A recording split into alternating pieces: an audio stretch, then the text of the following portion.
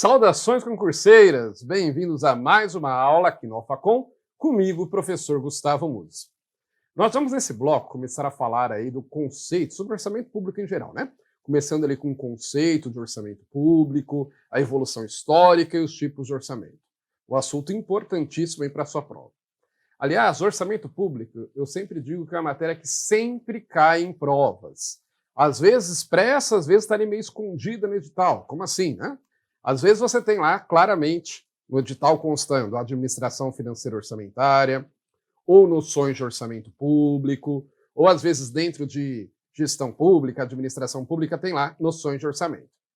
Algumas vezes, ela está implícita dentro, por exemplo, de direito constitucional, quando tem lá noções sobre finanças, orçamento público, vai cair também o que eu vou dizer aqui para você, né? E é uma matéria que, de fato, tem tudo a ver com o servidor público, é importante que ele saiba, que ele pelo menos tenha uma noção de como funciona o orçamento público. Então, nessa nossa primeira aula, a gente vai ver esses conceitos iniciais, ok? Quando a gente fala de orçamento público, em termos de base legal, nós vamos falar principalmente da Constituição Federal, dos artigos 165 a 169, vamos falar também da Lei 4.320, de 1964, e da Lei de Responsabilidade Fiscal. Essas são as principais normas jurídicas. E um pouquinho, de vez em quando, eu vou falar ali do tal de MCASP, que é o Manual de Contabilidade Aplicado ao Setor Público. Tá? Uma pergunta que os alunos sempre fazem: professor, é importante saber se tal assunto está na Lei de Responsabilidade Fiscal, está na MCASP, ou está na Lei 4.320, ou está na Constituição? Normalmente não. O importante é você saber que aquilo está ali em algum lugar, tá certo? Saber se a alternativa está certa ou errada. Então, por isso, aqui, para a maioria das vezes, eu não vou referenciar necessariamente onde aquilo está, se é doutrina, se é lei ou onde está. Agora, quando for importante, aí sim eu vou destacar para você, ok? Então, vamos lá. Vamos iniciar, então, do início, né? Sempre bom. Vamos falar um pouquinho sobre o conceito de orçamento público. O que seria orçamento público? Eu coloquei para você uma definição simples, mas que, ao mesmo tempo, vai atender aqui as necessidades do nosso estudo. Então, eu coloquei, de uma forma simples, podemos dizer que o orçamento público é a previsão da receita e autorização de despesas públicas para um determinado período feitos por lei.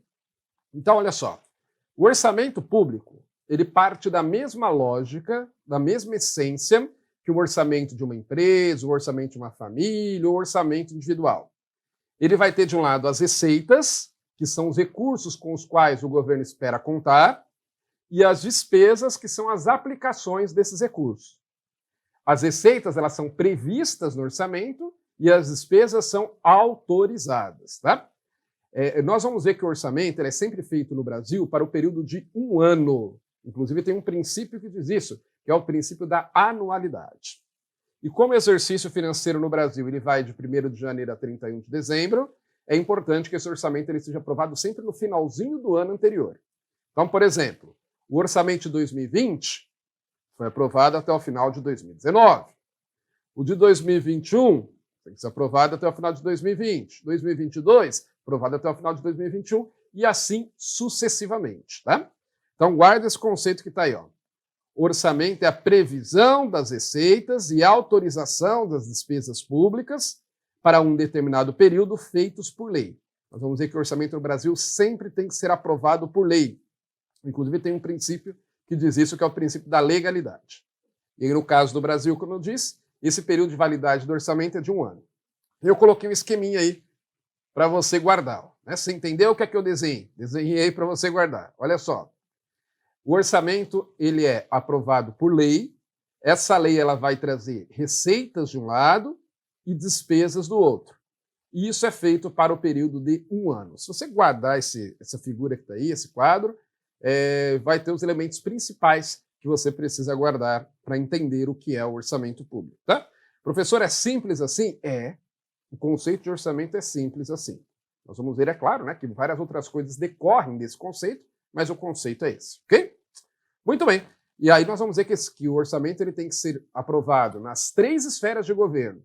Você tem o orçamento federal, cada estado tem o seu orçamento estadual, e cada município também vai ter o seu orçamento municipal. Eles são independentes entre si, tá?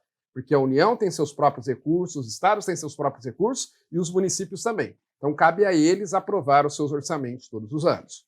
Continuando, acompanhe comigo. Evolução histórica do orçamento público. Isso daqui é importante, é cobrado com bastante frequência em provas. Bom, o que a gente chama de orçamento, hoje, né, nós podemos chamar de orçamento moderno, ele vai surgir lá na Inglaterra, no finalzinho do século XVIII, começo do século XIX. Quer dizer, professor, antes disso, na Antiguidade, na Idade Média, os governantes, os reis lá, eles não faziam os seus orçamentos?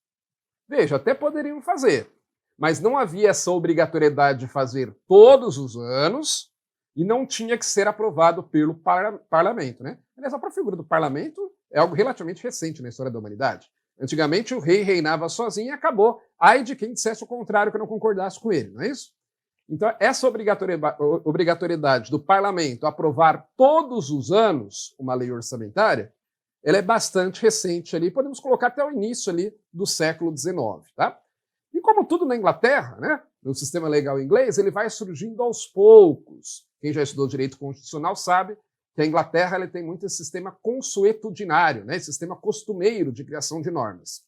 Então, foi uma prática que foi sendo solidificada ao longo do tempo e depois acabou sendo incorporado na Constituição e nas leis de diversos países, inclusive no Brasil. Tá? Mas o que nós hoje chamamos de orçamento, com essas características que nós vimos na figura aí atrás, ele vai surgir só no comecinho ali do século XIX, ou no máximo ali final do século XVIII, que é justamente um período que a gente estuda na escola, e aquele período em que começa a se questionar o poder absolutista do Estado, não é isso? E aí começa a se colocar aí limites, baseados especialmente nas teorias do iluminismo, colocando limites à atuação do Estado. Então a ideia é o seguinte, a ideia é que o rei agora não pode mais fazer qualquer coisa com os recursos do Estado. A utilização dos recursos do Estado tem que ser previamente autorizadas pelo parlamento, certo? E aí costumam se identificar 3 grandes fases pelas quais o orçamento passou até chegar à fase atual. Nós temos a primeira fase, que é o orçamento clássico, também chamado de tradicional. Nós temos a segunda fase, que é o orçamento de desempenho. E a terceira fase, que é a fase atual, que é o orçamento-programa. Acompanhe comigo, para você entender bem. Então tá lá, como coloquei para você, o orçamento moderno surgiu no final do século XVIII, começo do século XIX na Inglaterra. Costuma se identificar 3 fases pelas quais o orçamento passou até sua configuração e função atual. Orçamento clássico tradicional, orçamento de desempenho e orçamento-programa. Então vamos falar de cada um deles, que é importante a gente entender as características de cada período. Primeiro, o orçamento clássico ou tradicional. O orçamento clássico ou tradicional representa a primeira fase histórica, justamente ali, finalzinho do século XVIII, começo do século XIX. Tá? Ele tinha uma dupla função, ele tinha uma função fiscal e uma função política. Veja, quando a gente fala em função fiscal do orçamento, aqui nós estamos dizendo que o orçamento tinha função, que tem até hoje, de evitar que o governo gaste mais do que arrecada, né? Ter ali uma ideia, uma prévia dos gastos do governo, para evitar que ele gaste muito, por exemplo, no início do ano, e chegue no final do ano e verifique que não tem recursos. Essa é a função fiscal do orçamento que ele tem até hoje. Outra função importante do orçamento, tradicional ou clássico, é a função política, que também subsiste até hoje. Essa função política, ela faz com que o executivo ele submeta as suas ações ao legislativo. Né?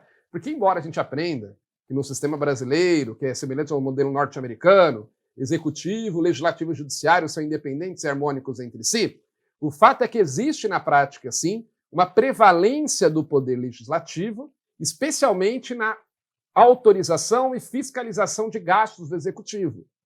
Por quê? Porque o poder legislativo ele representa melhor a população. A gente pode dizer que é o mais democrático dos poderes. Por quê? Porque você elege os representantes, no judiciário não tem eleição, né? Ah, professor, mas no executivo tem. É verdade. Só que no executivo você só elege uma pessoa, um presidente da república, um governador, um prefeito. Já no legislativo são eleitos vários representantes, o que faz com que até mesmo as minorias possam ser representadas, tá? Então cabe esse papel importante aí do legislativo, como representante maior da vontade do povo, dizer onde acha que os recursos devem ser gastos. Lembrando que os recursos públicos, eles não pertencem ao rei, não pertencem ao presidente, não pertencem ao governante. Eles pertencem a toda a coletividade. Então entende-se que é justo que, através do poder legislativo, o povo diga, né, defina onde os recursos devem ser gastos, ok? Continuando, acompanhe comigo.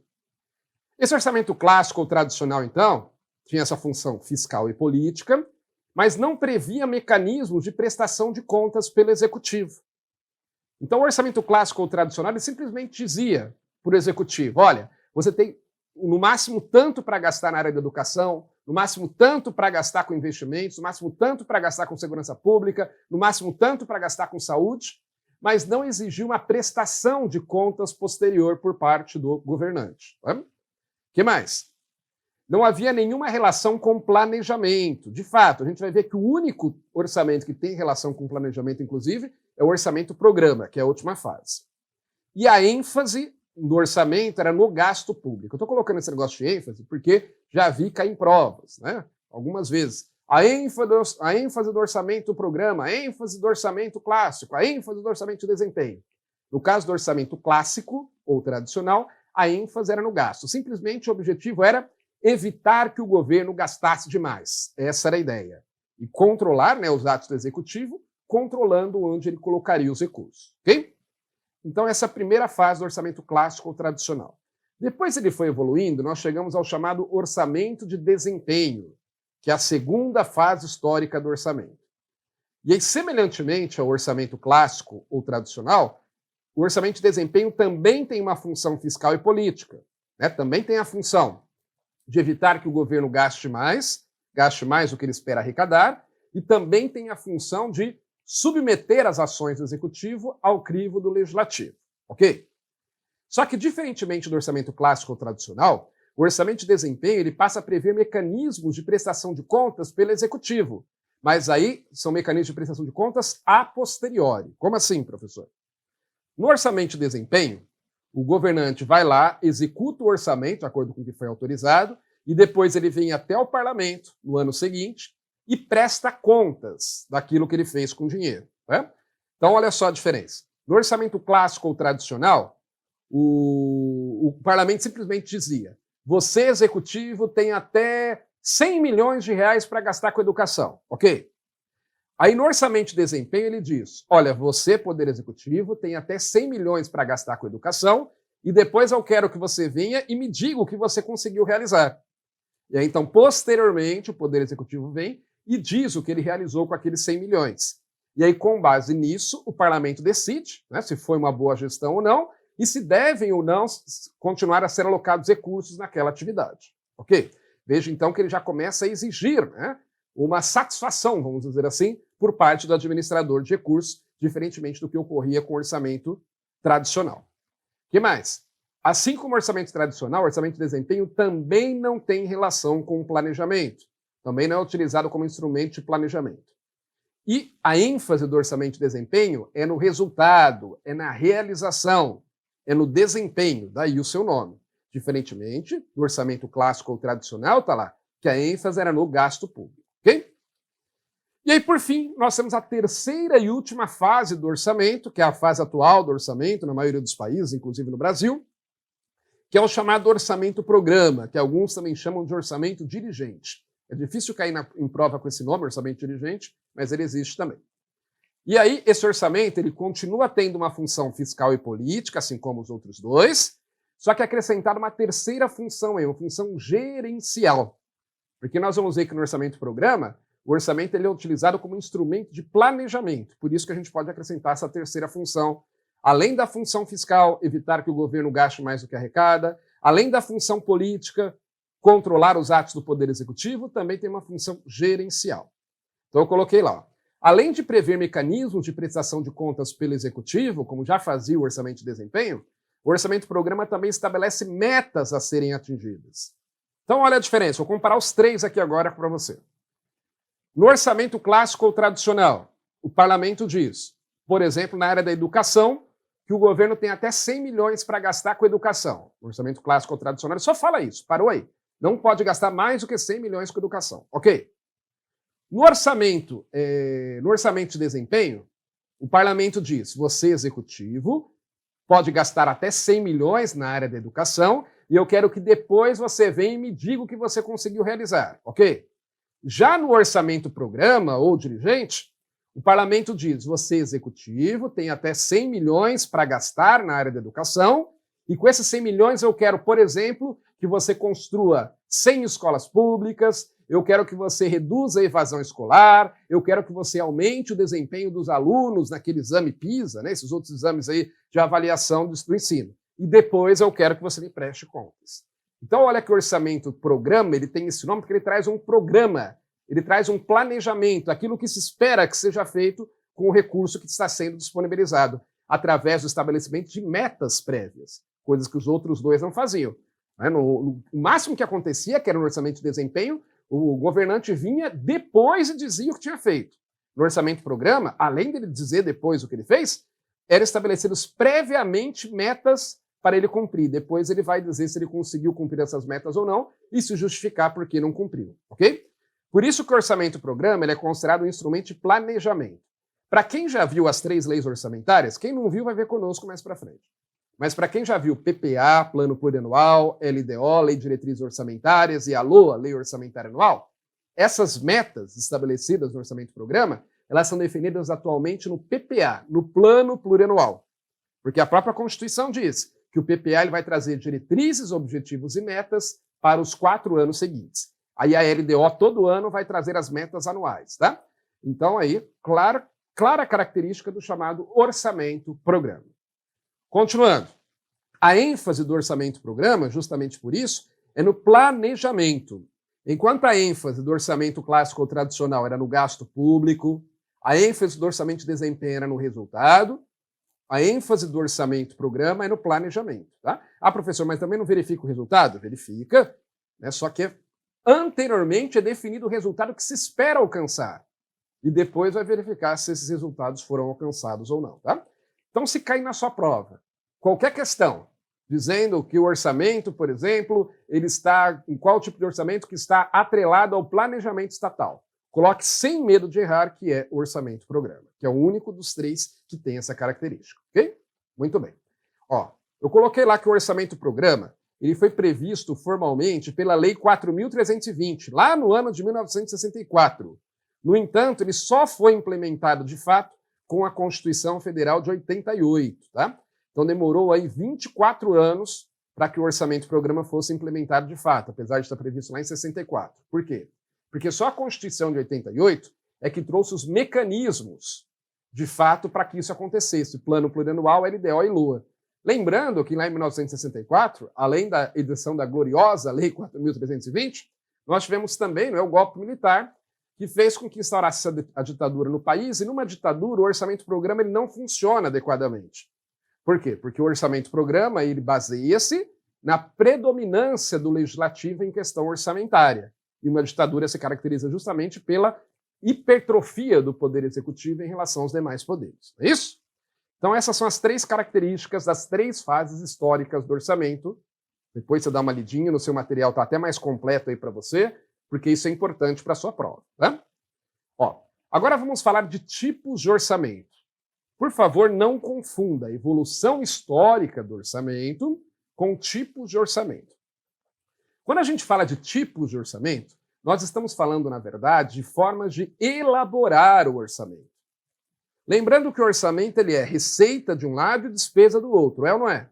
Receita e despesas. A parte das receitas, normalmente não tem muita discussão. Por quê? Você vai colocar nas receitas aquilo que se espera que o governo arrecade. E ali, isso é feito de forma técnica, né? Tem que ser feito de forma técnica, tem que ser feito ali seguindo modelos matemáticos, levando em consideração as arrecadações dos anos anteriores, levando em consideração quanto se acha que o país vai crescer, a inflação. A lei de responsabilidade fiscal, inclusive, fala os vários fatores que devem ser levados em consideração na hora de se prever a receita. Então, a previsão da receita não tem muito jeito, né?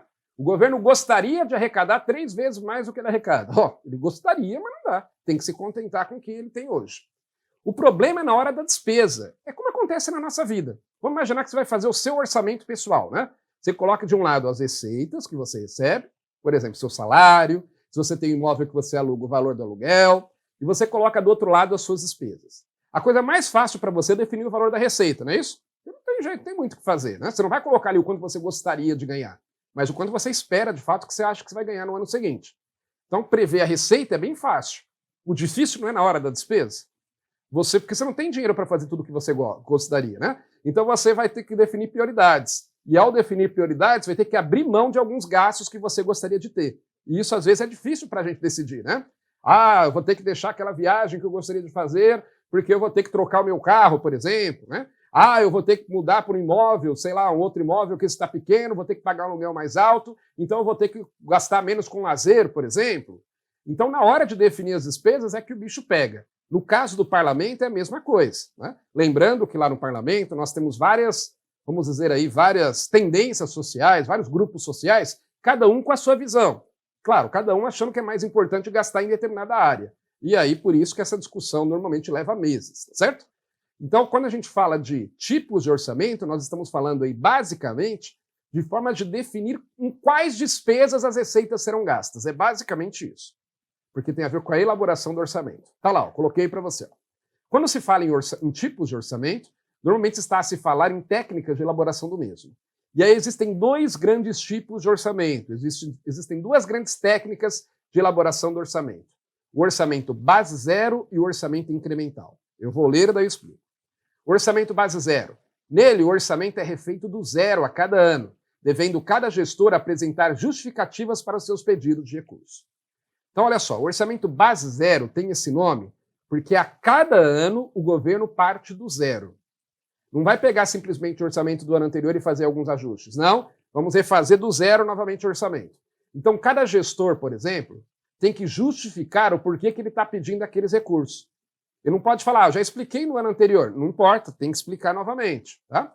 Então, a cada ano é como se você estivesse fazendo orçamento pela primeira vez. Cada gestor tem que explicar, justificar as suas solicitações de recursos. Ele parece muito interessante do ponto de vista administrativo, né? Vai falar, que legal, professor, então todo ano o governo vai rever os gastos, vai ver o que é de fato prioridade ou não. Pode parecer interessante do ponto de vista administrativo, só que o orçamento base zero, ele leva muito tempo para ser elaborado e ele costuma ser também muito mais custoso do que a outra categoria, que é o orçamento incremental. Porque, veja bem, imagine, cada gestor tem que justificar novamente todo ano por que ele está pedindo recurso para aquela área. E não basta ele justificar. Tem que ter alguém lá em cima que vai pegar as diversas solicitações de recursos e verificar, não, isso daqui é prioridade, isso aqui não é, aí volta, conversa com o gestor, isso aqui não dá para deixar para o próximo ano, aí o gestor vai lá, refaz o orçamento e por aí vai. Então é muito custoso, seja do ponto de vista de tempo, seja do ponto de vista financeiro. Por isso que a gente diz que o orçamento base zero, ele não é usado em nenhum país do mundo.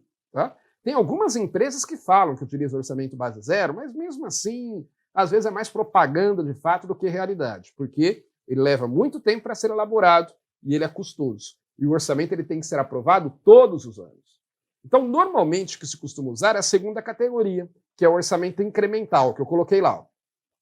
No orçamento incremental, o orçamento é elaborado a partir do orçamento aprovado no ano anterior, com as alterações julgadas convenientes. É mais simples e menos custoso do que o orçamento base zero. Então, o orçamento incremental ele tem esse nome porque a cada ano você vai incrementar o valor que você acha que você vai arrecadar mais de receitas, porque normalmente o governo vai arrecadando cada ano mais por conta da inflação, né?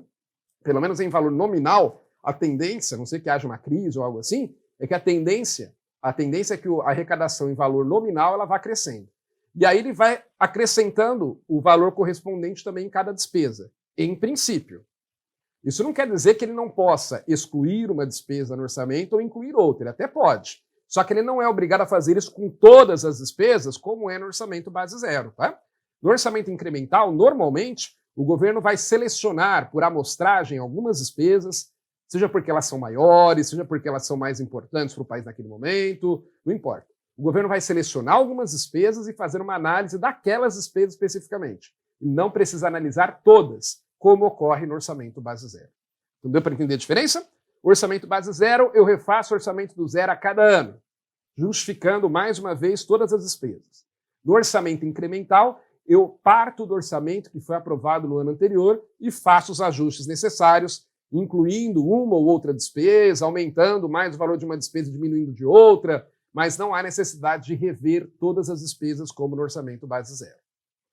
E aí, e lembrando que na prática o que é utilizado é o orçamento incremental, tá?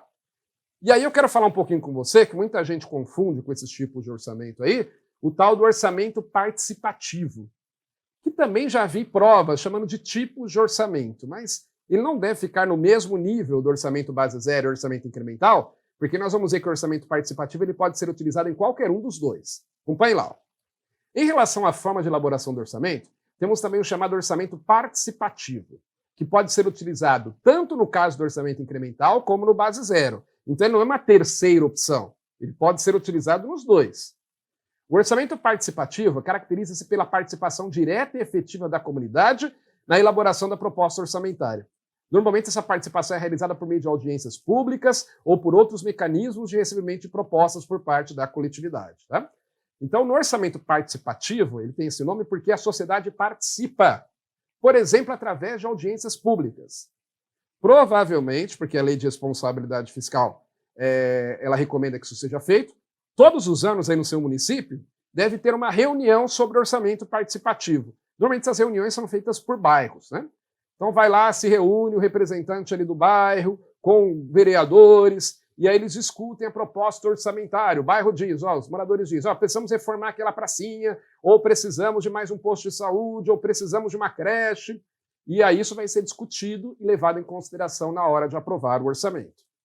Mas importante, acompanhe comigo lá. Mesmo quando há participação do orçamento participativo, no entanto, a competência para aprovação do orçamento continua sendo do Poder Legislativo. Porque não há uma delegação dessa atribuição diretamente ao povo. Não se trata de um referendo ou plebiscito. Então veja, porque eu já vi questão de prova perguntando isso. Algo do tipo. No orçamento participativo, o legislativo ele fica vinculado ao que foi decidido na audiência pública. Não. Até porque, veja, são realizadas várias audiências, por exemplo, no caso do orçamento municipal.